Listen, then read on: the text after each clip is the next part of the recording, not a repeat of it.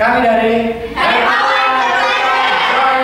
Saya Mas Novita. Saya Teresa. Saya Santi. Saya Indra Sari. Saya Yunita. Saya Dewi Franciscus. Saya Beni. Kami akan mempresentasikan hasil analisa kami mengenai DeGusDev. Tada! Selamat menikmati. Selamat menikmati.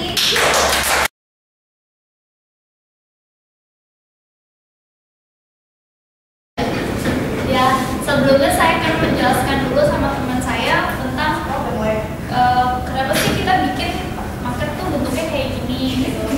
Ya, bisa dijelasin Din? Ya, jadi kita buat market seperti ini itu karena kita itu mau membuat market ini jadi sama kayak sesuai market tempat yang ada di DeGusDev-nya itu. Sampai kayak misalkan dia jual kayak bahan kayak makanan, baju, apa segala macam itu kita di sini juga ada. Kita buat semua desainnya sama kayak yang ada di tokonya. Ya, di sini juga kita bikin laporan itu bentuknya seperti ini. Nah, selanjutnya saya akan menjelaskan dulu tentang sejarah DeGusDev. DeGusDev itu awalnya ada di Plaza Indonesia. Nah, Plaza Indonesia itu di sana cuma ada bazar dan kumpulan berbagai macam merek. Dan Anthony Giorno itu menginspirasi dirinya DeGusDev dari bazar yang ada di Plaza Indonesia. Jadi tahun 2010 itu Anthony Giorno bersama ketiga rekannya membangun DeGusDev yang berada di Plaza Senayan, Pacific Place, Pondok Indah Mall, sama Lotte Shopping Avenue. Selanjutnya saya akan menjelaskan tentang DeGusDev itu apa sih. Kalau misalkan yang belum pernah kesana pasti bingung kan. DeGusDev itu menjual berbagai macam merek baju yang berasal dari dalam negeri, tapi ada juga dari luar negeri. Tapi DeGusDev sendiri ini mempunyai suatu karakteristik, yaitu dia menjual baju yang berasal dari dalam negeri. Nah, selanjutnya saya akan menjelaskan tentang segmentasinya sendiri. Segmentasinya sendiri berdasarkan umur dan berdasarkan sosial kelas. Kenapa kita pilih sosial kelas? Karena memang barang-barang yang dijual itu harganya cukup mahal, dan kalau misalnya dibeli sama kalangan bawah, menurut saya itu terlalu mahal. Nah, kenapa dari umur itu dia dari 5 tahun sampai 30 tahun DeGusDev sendiri menyediakan baju dari anak-anak sampai orang dewasa. Selanjutnya targetingnya sendiri wanita maupun pria yang berumur sekitar 5 sampai 35 tahun yang mempunyai sosial kelas menengah ke atas. Sekian presentasi dari saya.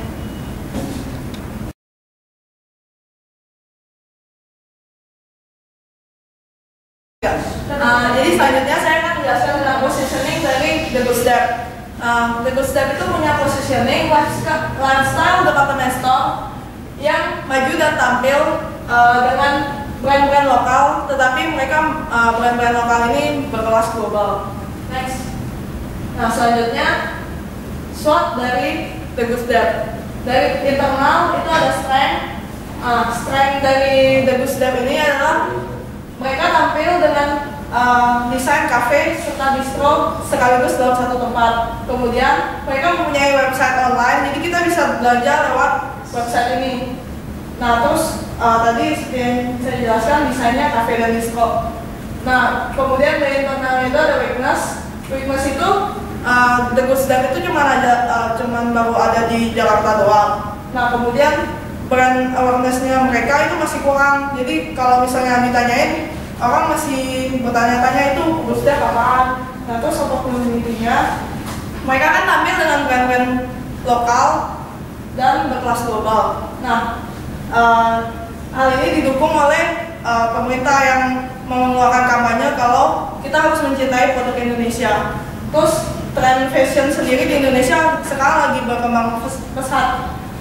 Kemudian dari eksternal itu trennya ada ancaman dari brand-brand lain yang sudah punya brand awareness yang tinggi kayak Giordano, Zara, dan Baleno. Sekian. Sekarang saya akan menjelaskan tentang produk yang dijual dari DeGusDev. Produk-produk yang tersedia di DeGusDev ini sangat beragam, mulai dari fashion, baju anak-anak, sampai aksesoris-aksesoris seperti jam tangan, dompet, gelang, sepatu, dan juga sampai ada headset pun ada, aksesoris handphone. Nah, jadinya dengan produk yang dari kami ini Good Step memiliki keuntungan yang sangat banyak karena ketika seorang konsumen masuk ke toko tersebut, dia mempunyai banyak pilihan yang bisa dibeli dari toko tersebut, nggak cuma sebatas fashion ataupun sepatu doang. Kemudian yang tadi dijelaskan juga, produk-produk ini rata-rata 90% itu merupakan hasil dari produk lokal. Jadi Good Step selain menjual ketersediaan variabel barang yang sangat banyak, dia juga menjual bahwa ini tuh produk Indonesia loh asli. Jadi kalau misalnya nggak dari barang luar, jadi yang konsumen yang membeli pun merasa cinta Indonesia karena yang dibeli produk Indonesia. Nah, contoh-contoh yang contoh gambar yang terletak dijual di Good Step adalah seperti baju, fashion. Terus habis itu ada juga baju anak-anak dan fashion anak yang berumur 6-10 tahun. Kemudian ada juga sepatu wanita dan sepatu pria. Sepatu pria itu banyak banget, model-modelnya kayak vintage tapi oldies, itu keren banget tuh sepatu-sepatunya. Kemudian juga ada lagi kayak jam tangan dan gelang-gelang yang unik dan jarang tersedia di toko-toko lain. Ada juga kayak semacam speaker tapi mini buat MP3 gitu. Jadi dia kayak buat casing MP3 juga masuk speakernya, benar-benar masuk ke barang-barang yang sangat susah dicari. Terus kemudian juga tentang price-nya. Di sini kita lihat bahwa price dari fashion tadi yang berupa fashion perempuan dan laki-laki berkisar antara harga 2.000 sampai 1 juta. Kemudian kalau misalkan aksesoris lifestyle seperti jam tangan, dompet ataupun gelang-gelang yang biasa dipakai laki-laki atau perempuan itu berkisar antara 2.000 sampai 1,6 juta. Biasanya yang 1,6 juta ini berupa jam, jadi nggak mungkin harganya gelang sampai 1,6 juta. Nah, kemudian untuk anak-anak, di sini anak-anak fashionnya berumur untuk anak-anak berumur 6 sampai 10 tahun. Kisaran harganya itu 90.000 sampai 250.000. Jadi harga untuk anak-anak sini nggak terlalu mahal lah, karena misalkan kalau misalkan dicari di tempat lain pun susah untuk cari anak-anak kecuali beli di pasar atau di abang-abang. Nah, kemudian yang terakhir, cafe dan dinner. Tadi kan udah dasar kalau misalkan konsep The Goods Cafe ini memiliki cafe yang digabungkan dengan mini department store. Cafe di sini memiliki ketersediaan menu yang sangat beragam, mulai dari minuman biasa sampai ke snack-snack yang biasa buat orang nongkrong ataupun ngemil. Jadi bukan makanan-makanan berat yang dijual di sini. Nah, harga yang dijual itu berkisar 130.000 sampai 190.000. Nah, kemudian next, saya akan menjelaskan tentang place-nya. Place The Good Step. Kenapa The Good Step ini pertama-tama memiliki tempat seperti di mall? Dia nggak memiliki berdiri sendiri. Karena kalau misalkan Good Step memilih untuk berdiri sendiri, dia harus memiliki sebuah ketertarikan yang mengundang konsumen untuk rela datang ke Good Step untuk melakukan sesuatu. Jadi masih punya poin khusus gitu untuk mengattract konsumen. Sedangkan kalau misalnya di mall, dia bisa aja ada konsumen yang lagi keliling-keliling mall, habis itu langsung masuk ke Good Step tanpa harus gue mau gini dulu nih, jadi dia masuk Good Step itu tanpa alasan gitu. Jadi pas di Good Step-nya baru muncul dia mau ngapain. Nah, kemudian konsep yang diberikan The Good Step ini memiliki konsep yang sangat alami dan vintage. Vintage ini artinya ketika kita masuk gak seperti toko-toko biasa, gak seperti toko-toko pada umumnya yang banyak lampu, terang-terang segala macam. Ini disusun kalau misalkan kalau kita masuk itu depan-depannya memiliki dijual barang-barang yang kayak fashion, furniture seperti bantal, dan kursi, dan juga aksesoris yang lainnya. Kemudian ketika kita masuk ke dalam sini, kita akan ditemukan The Goods Cafe di mana kita bisa tunggu sambil menunggu teman-teman kita belanja. Terus juga susunan barang-barang yang dijual di The Goods Cafe itu sangat menarik. Menarik dalam sini, menarik artinya ini kalau misalkan kita lihat toko yang lain cuma dijadiin biasa, terus habis itu di-rak, ada di gantungan baju. Nah, kalau di Good Step enggak, dia kayak disusun ada dalam lemarinya, ada juga dalam cupboardnya. Dan biasanya tuh terkesan semuanya serba kayu dan lampu-lampunya pun kuning. Jadi kuning kemana-mana, kayak kita tuh lagi masuk ke ruang pameran, bukan ke sebuah toko. Nah, sampai saat ini Good Step sudah memiliki 3 cabang, yaitu cabangnya di Pacific Place, Pondok Indah 02, dan juga Lotte Mart Avenue, serta yang terakhir dan juga The Goods Dinner yang terletak di Fairground SCBD. Dan Goods Dinner ini buka sampai 8 sampai 11 PM dan juga kalau weekend jam 8 sampai jam 2 pagi. Bedanya The Goods Dinner dengan The Goods Cafe adalah kalau misalnya The Goods Cafe itu menggabungkan mini department dengan cafe. Kalau misalnya The Goods Dinner ini nggak ada mini department store, jadi dia murni cuma jual makanan. Nah, contoh-contoh makanan seperti ini. Nah, kemudian sekian presentasi saya. Terima kasih. Selanjutnya saya akan menjelaskan promosi-promosi apa sih yang ditawarkan oleh The Goods Step ini. Yang pertama itu, ini ada The Brunch. Jadi setiap pembelian dari produk di menu brunch ini, kalian akan dapatkan gratis 1 pancake. Kenapa kita memberikan promosi ini? Karena seperti yang udah kita tahu, sekarang ini gaya hidup brunch itu sudah sangat melekat di di gaya-gaya hidup masyarakat Jakarta, apalagi pada saat weekend begitu orang antara sarapan dan makan siang itu dijadikan satu, makanya kita memberikan promosi ini. Next. Selanjutnya ini ada happy hour, ini untuk minuman alkohol ya, setiap weekend dia buy one get one, tapi kalau setiap hari dia buy two get one. Jadi ini adanya dari jam 4:30 sampai jam 7:30 malam, jadi untuk orang-orang yang setelah pulang kerja. Next. Dan selanjutnya ini tea time at the Goods Dep. Itu setiap kalian membeli cake, sepotong cake itu kalian akan mendapatkan gratis drink atau minuman. Minumannya itu bisa teh atau kopi. Kopinya kalian bisa pilih kayak cappuccino, latte, espresso, atau black coffee, itu terserah kalian bisa pilih sendiri. Selanjutnya, nah ini di The Goods Dinner kita juga menyediakan menu sarapan. Jadi kalian nggak perlu pusing-pusing lagi kalau misalnya mencari sarapan, dan kalian tinggalnya adanya di Sudirman. Dan di sini menunya enak-enak banget, kebanyakan tapi menu western. Tapi kalau kalian lebih prefer ke menu Asia, juga ada menu Asia di The Goods Dinner ini. Next. Nah, ini The Goods Dinner juga memberikan promosi bagi anak-anak yang balik ke sekolah, musim sekolah lagi. Jadi itu produk-produk kayak tas, sepatu itu didiskon. Kayak di sini 20%, ada yang 50%. Nah, yang ini yang membedakan The Goods Dep ini dari toko-toko lainnya.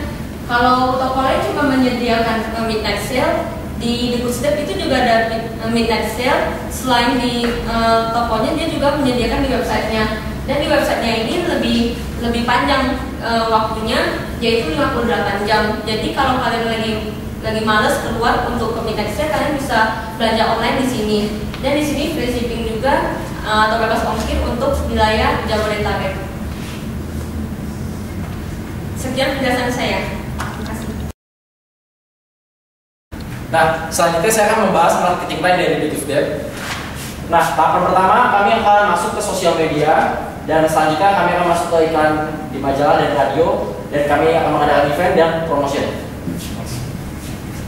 Nah, kami akan masuk ke Facebook dan Twitter. Dan tentunya seperti yang kalian ketahui, jumlah pengguna media sosial di Indonesia itu sangat banyak, terutama di Facebook dan Twitter. Dan itu rata-rata didominasi oleh kaum muda, yang tentunya juga merupakan target market dari The Goods Dep itu sendiri. Dan range umurnya sekitar 12 sampai 35 tahun. Dan ini fanpage dari Facebook kami sudah mencapai 8.000 likes. Wow. Dan selanjutnya, dan ini Twitternya sekitar 31.000 followers yang mencapai 15.000 tweets. Nah, ini merupakan website dari kami. Di sini nanti bisa diklik untuk produk dari laki-laki, perempuan juga ada aksesorisnya, dan khususnya juga ada anak-anak, dan sangat mudah. Dan nanti teman-teman bisa login. Nah, selanjutnya tadi sudah sosial media, sekarang kami akan masuk mengiklankan di majalah dan radio. Kalau di majalah kami akan masuk ke majalah Gadis atau majalah Hai, dan kalau di radio kami akan masuk ke Prambors. Dan kami akan mengadakan eventnya seperti pada saat pembukaan di PIM 1, PIM 2. Kami mengundang performance dari DJ, dan itu tentunya dengan iringan musik itu anak-anak muda sangat menyukainya. Dan tidak lupa juga kami mengundang public figure untuk meramaikan suasana seperti Raditya Dika, dan kami mengundang stand up komedian lainnya. Dan bisa dibayangkan, Raditya Dika memiliki 4 juta follower, dan ketika Raditya mengiklankan produk kami, dan tentunya itu akan menarik banyak pengunjung. Dan selanjutnya kami akan mengadakan promotion, sales promotion. Kami akan memberikan diskon berupa produk-produknya, dan kami mengadakan happy hour supaya pada jam-jam sibuk kami masih bisa menarik banyak pengunjung. Sekian marketing plan dari kelompok kami. Ya, saya akan menjelaskan tentang TikTok Cafe Yes or No. Nah, TikTok Cafe Yes or No ini sama aja seperti cafe di Goods Dep. Nah, barang-barang yang dijual itu berbau vintage berbaur menjadi satu. Nah, produk-produk yang dijual itu saya akan menjelaskan tentang Tegus. Kok jadi on? Ya, saya akan menjelaskan tentang TikTok Cafe Yes or No. Nah, TikTok Cafe Yes or No ini menjadi konsep sama seperti The Good Step. Barang yang dijual di The Good Step itu sama seperti yang ada di TikTok Cafe, itu seperti baju, seperti makanan. Nah, contoh-contohnya itu yang dijual itu kopi, sandwich, pakaian, aksesoris, baju, celana, dan lain-lain. Next. Sedangkan Mezzo Store ini juga sama, hanya saja dia itu mini department store yang menyediakan berbagai fashion. Fashionnya ini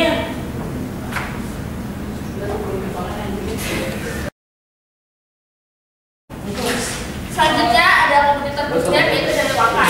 Waka itu adalah suatu brand yang asal Jepang yang mempunyai konsep otentik, nyaman, tapi tetap stylish.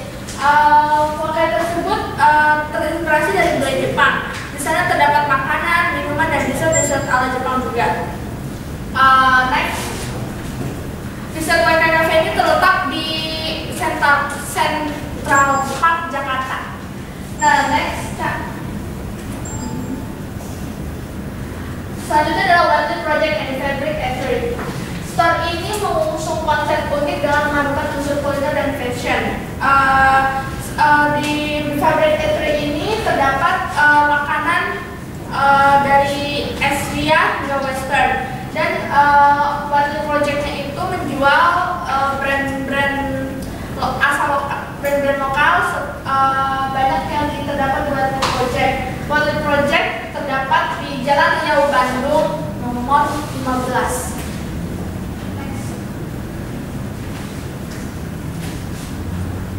Nah, ini adalah Wildlife Project dan Wildlife Project, dan ini adalah The Fabric Eatery.